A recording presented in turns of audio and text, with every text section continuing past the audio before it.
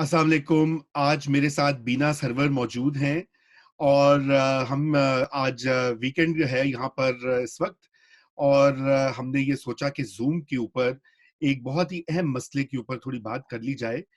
Thank you Beena for joining me. Thank you Raza, बहुत अच्छा लग रहा है बात करके। बिल्कुल, बिल्कुल। आजकल तो चूँकि हम लोग घरों में बंद हैं, पूरी दुनिया में लोग तो यही तरीका रह जाता है ज़ूम के ज़रिए। तो बीना मैं आप और हम बात करते रहते हैं और ये मीर शकील उर रहमान साहब का जो मामला है कि इनको अभी तक बंद रखा हुआ है, कोई बेल नहीं हुई।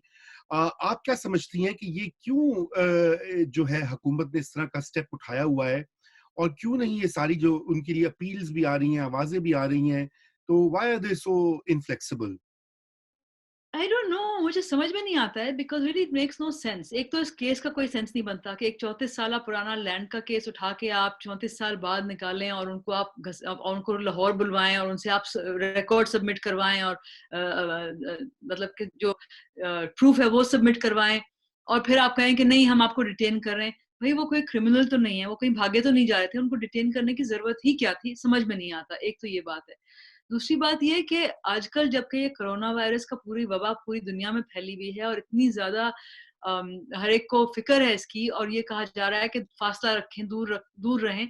तो ये मतलब कि बहुत सारे इंसानी हकूक़ के इदारों ने भी कहा है और बहुत सारे लीगल लोगों ने भी कहा है, कई कोर्ट्स ने भी ये कहा है कि जो कैदी हैं, जो प्रिज़नर्स हैं, स्पेशली वो जिनकी उम्र ज़्यादा हो या जो कि किसी तशद्दुद में मुलव्वस ना हो, किसी क्रिमिनल एक्टिविटी में उस तरह से वायलेंस में मुलव्वस ना हो या कि जिनका सिविल जैसे केस हो, उनको आप क्योंकि हमारे इतने ओवर क्राउडेड हैं प्रिज़न्स वैसे ही, तो आप उनको रिहा कर दें या बेल पे छोड़ दें, वापस बाद में उनको अरेस्ट कर लें। बिल्कुल आजकल वैसे भी कोई कहाँ जा रहा है? एग्ज़ैक्टली और देखिए जाने हम दें तो उनको घर, इनकी हाँ, उम्र इतनी है, तबीयत ख़राब है वहाँ पे अब वो कोरोना वायरस का कई कैदियों को हो भी चुका है। तो अगर मीर शकील उर रहमान के साथ खुदा ना ख़ास्ता इस तरह का कुछ हो, तो इसका कौन जवाब दे होगा? बिल्कुल और देखिए ना वो वल्नरेबल हैं और इतनी ज़्यादा जो इस वक़्त ये मीडिया की सप्रेशन की पॉलिसी है, क्योंकि सिंपल सी बात है देखिए जो भी ये केस 34-35 साल पुराना केस है, लीव दैट असाइड असल बात ये है कि Jang and Geo are the largest and the news सबसे बड़ा ग्रुप है पाकिस्तान के मीडिया का अभी और तक। उसके ओनर को, चीफ एडिटर को आप बंद कर दें, तो उससे क्या मैसेज जाता है? तो आप मुझे ये बताएँ कि इसके लिए हमारी जो जर्नलिस्ट हैं पाकिस्तान में और बाहर भी और जो सिविल सोसाइटी उनको क्या करना चाहिए? मेरा ख़्याल है हर जगह से आवाज़ उठी है शकील साहब के लिए। मतलब कि मुख़ालिफ़ इदारों तक के जर्नलिस्ट ने इनके लिए आवाज़ उठाई है। मतलब कि मुख़्तलिफ़ अक्रॉस द पॉलिटिकल स्पेक्ट्रम इनके लिए आवाज़ उठाई है। एक मैं तबसरा सुन रही थी जिसमें एक सहाफ़ी उन्होंने कहा कि इतने अपील्स भुट्टो साहब के लिए नहीं आए जितने शकील उर रहमान साहब के लिए अब आए हैं। लेकिन ये है कि जब किसी का दिमाग उस तरफ चला जाता है कि यही करना है तो को सबक सिखाना है, क्या करना है वल्लाह आलम, किसी को क्या पता। बहरहाल मेरा ख़्याल है कि पाकिस्तान के हमारे अपने मफ़ाद में ये है, पाकिस्तान की हुकूमत के मफ़ाद में ये है कि इस वक़्त नरम दिली का वो इज़हार करें और इनको रिहा कर दें। इस बात ये क्या है कि भई अब ये प्रिज़नर्स को हर जगह छोड़ा जा रहा है तो हम चलो हमारा दिल बड़ा है, हम चलो छोड़ देते हैं, फ़िलहाल। मैं बाद तो में आप ये दोबारा कहूँगा अरेस्ट कर लें अगर ज़रूरत पड़े। लेकिन अभी फ़िलहाल फ़ौरी तौर पे मेरा ख़्याल है, मैं समझती हूँ बहुत अर्जेंट है और पाकिस्तान के इसमें दुनिया भर में जो है बहुत बुरा मतलब कि तासुर मिल रहा है पाकिस्तान के बारे में, किस तरह का मुल्क है, इस तरह से मीडिया ओनर को उठा के अंदर कर दिया।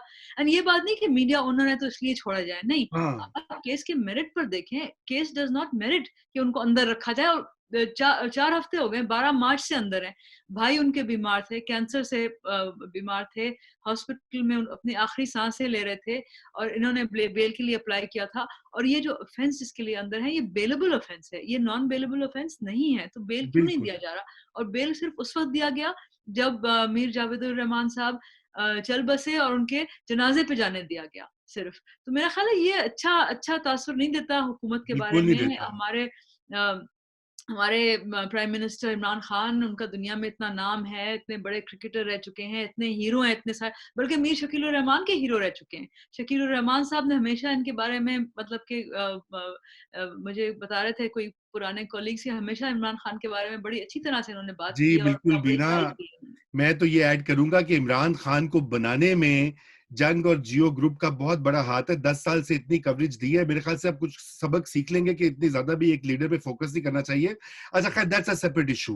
बिल्कुल, असल बात सही जो बात है, आई आप एग्री, या हाँ, आप जो प्रिज़न्स की बात कह रही हैं ना, मैं ये समझता हूँ कि पाकिस्तान में तमाम जितने बेलेबल ऑफेंसेस में लोग हैं, उनको इस वक़्त रिहा करना चाहिए। बिल्कुल, प्रिज़न्स मैं पढ़ा था, आपको पता है कल मैंने एक आर्टिकल जो है उसको मैंने एडिट किया कि गुजरांवाला जेल में भी कैदियों को बिल्कुल बंद करके रखा, कोई इनके पास नहीं जाता, खाने पे वो they are in terrible situation. Terrible, और ये मेरे ख्याल से मीर शकील उर रहमान का मामला और दीगर कैदी भी जो हैं, उनको रिहा करना चाहिए बिल्कुल, और ये वेंडेटा की पॉलिसी बिल्कुल, खत्म होनी चाहिए। और आखिर में एब्सोल्यूटली। मैं लास्ट क्वेश्चन आपसे ये करूंगा कि आखिर क्या वजह है कि वाई जंग और जियो ग्रुप के साथ मसला क्या है? पहले एक और इंस्टीट्यूशन के साथ मसला चलता रहा, अब इमरान खान साहब पावर में इनके साथ चल रहा है, आखिर इश्यू क्या है? ये आई डोंट नो, लेकिन ये काफ़ी सालों से जो है मुख्तलिफ मतलब कि हुकूमतें जो हैं वो कोशिश करती रही हैं कि जंग-जियो को किसी तरह से cut it down to size. ये 1999 में नवाज़ शरीफ की हुकूमत जब थी, इन्होंने किया था, आपको याद होगा रज़ा, हम लोग सुप्रीम बिल्कुल, कोर्ट गए थे, वहाँ पे जर्नलिस्ट ने कितना मुज़ाहरे किए थे, कितनी ज़्यादा उस वक़्त भी अज़हर मुनीर ने अपनी भूख हड़ताल की थी। अब भी बैठे हुए हैं 29 मार्च से भूख हड़ताल कर रहे हैं शकील साहब के लिए, हालाँकि उनको जंग-जियो की तरफ से ला जाके लोगों ने कहा कि अब आप छोड़ दें, बंद कर दें। थैंक यू वेरी मच, मगर आप इसको कॉल ऑफ कर लें, लेकिन वो कॉल ऑफ करने के लिए तैयार नहीं है। लेकिन उस वक़्त से मतलब नवाज़ शरीफ की हुकूमत ने भी ये किया था। फिर जैसा कि आपने कहा कि और भी रियासती इदारे हैं, उन्होंने भी इनके मतलब कि हर तरह तरह से इनके जो इश्तिहारात बंद किए गए, 1999 में न्यूज़ प्रिंट बंद किया गया। और चैनल को देखें कि नंबर, मतलब कि एक वजह ये है कि जियो जहाँ जहाँ है, जिस चैनल नंबर पे है, उसके नेक्स्ट जो है वो काफ़ी नीचे जाके रेटिंग आती है किसी की एक्चुअली। तो इनको मतलब कि लोग जब जो जियो के देखते हैं, तो उनको ढूँढ रहे होते हैं कि किस चैनल पे है जियो।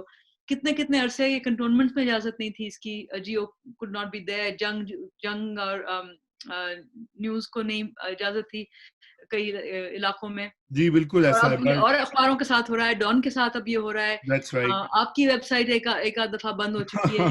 तो बिल्कुल, ये सब तो पाकिस्तान में चलता रहता है, लेकिन ये पाकिस्तान को ज़ेब नहीं देता। पाकिस्तान आई इतने एग्री। हम छोटे दिल के, इतने कमज़ोर और इतने हम छोटे दिल के लोग नहीं होने चाहिए कि हमें इतना ज़र्फ़ होना चाहिए कि हम सुन सकें दूसरे की बात और तनकीद को सुन सकें और बर्दाश्त कर सकें और उससे उससे अपने आप को बेहतर करें, बजाय अग्रीड। इसके कि आप अपने आप को और बुरा करें। तो basically Raza, I agree completely with you. इस वक़्त कैदी जो हैं दुनिया भर में, उन सबको इस वक़्त, जो जैसा आपने कहा कि जो बेलेबल ऑफेंसेस हैं, जो कि नॉन ये तशद्दुद में जिनका नहीं है, उनको इस वक़्त छोड़ देना चाहिए। एंड सबसे पहले आई थिंक इस वक़्त नॉट सबसे पहले, उनके साथ और भी हैं, उनको भी हाँ, इन सबको बाबा निकालना जान है चाहिए, गिलगित फौरी में, और भी हैं। बिल्कुल, बिल्कुल। उनको भी मेरा ख़्याल है इस वक़्त रिहा करने की ज़रूरत है।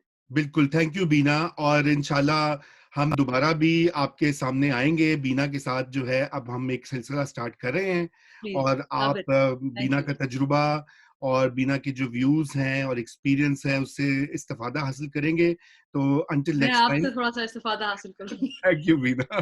खुदा हाफ़िज़। Alright, thank you. ओके।